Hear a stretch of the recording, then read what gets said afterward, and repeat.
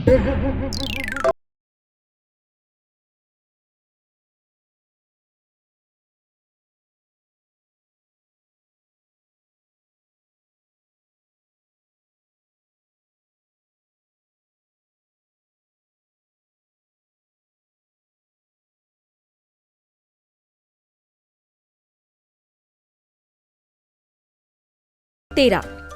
इस सप्ताह हम बच्चों को सिखाएंगे कोविड उपयुक्त व्यवहारों के पालन हेतु 8 संकल्प क्या हैं।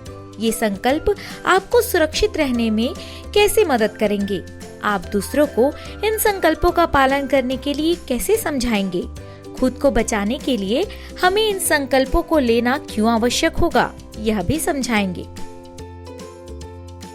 इस सत्र का उद्देश्य है कि कोविड-19 की संभावित अन्य लहरों में संक्रमण से बचाव संबंधी व्यवहारों जिनका पालन किया जाना बहुत आवश्यक है, उसकी सूची पर समझ विकसित करना, जिसके लिए आवश्यक सामग्री ब्लैक बोर्ड और चौक, कागज और कलम होंगी। चलिए अब बढ़ते हैं प्रक्रिया की ओर।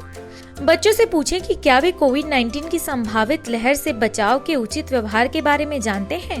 ब्लैक बोर्ड पर उन व्यवहारों की सूची बनाएं जिन्हें वे जानते हैं।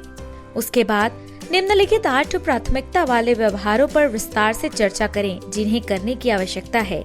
बिना शारीरिक संपर्क के अभिवादन करें। बच्चों को करके दिखाने के लिए कहें।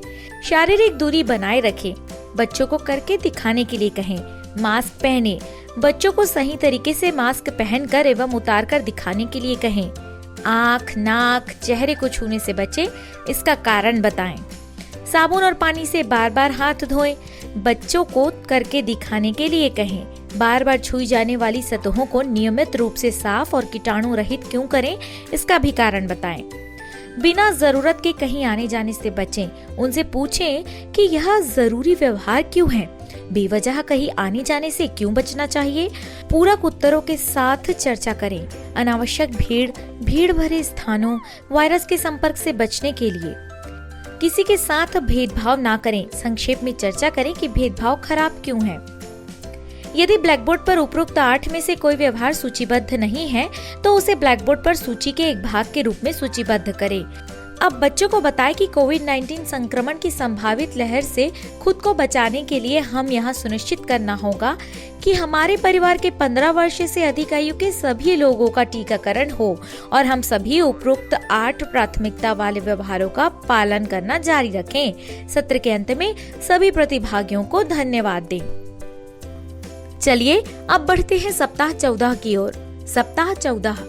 इस सत्र में हम बच्चों को यह बताएंगे कि पोषण क्या है, यह हमारी मदद कैसे करता है, इससे बीमारियों के प्रति हमारी प्रतिरोधक क्षमता कैसे बढ़ती है, खाद्य समूह या खाद्य विविधता से हम क्या समझते हैं। इस सत्र का उद्देश्य है बच्चों में पौष्टिक भोजन की समझ विकसित करना, जिसके लिए आवश्यक सामग्री, कागज, प्रतिदिन के आहार की योजना का पोस्टर होंगे। आप बच्चों को दिखाने के लिए भोजन, फल, सब्जियों की तस्वीरें साथ ला सकते हैं। चलिए अब बढ़ते हैं प्रक्रिया की ओर।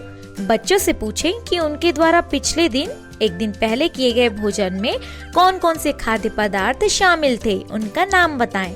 बच्चे द्वारा बताए गए सुबह का नाश्ता, दोपहर का भोजन, शाम का नाश्ता तथा रात के भोजन में शामिल खाद्य पदार्थों का नाम ब्लैक बोर्ड पर लिखें। बच्चों से पूछकर ब्लैक बोर्ड पर अंकित खाद्य के सामने उन पदार्थों का नाम लिखें। लिखे गए नाम के आधार पर बच्चों से पूछें कि किस खाद्य समूह का भोजन बच्चों द्वारा अधिक, कम या नहीं के बराबर किया गया।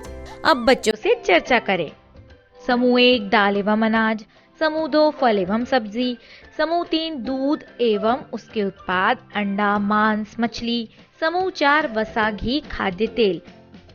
बच्चों को बताएं कि उन्हें प्रत्येक दिन अपने भोजन में विविधता का ध्यान रखना चाहिए, क्योंकि विविध प्रकार के भोजन में अलग अलग प्रकार की विशेषताएं होती हैं। अतः हमारे शरीर को प्रतिदिन कम से कम 4 खाद्य समूह वाले भोजन की जरूरत होती है, ताकि शरीर की वृद्धि, विकास एवं रोग प्रतिरोधक क्षमता बढ़े।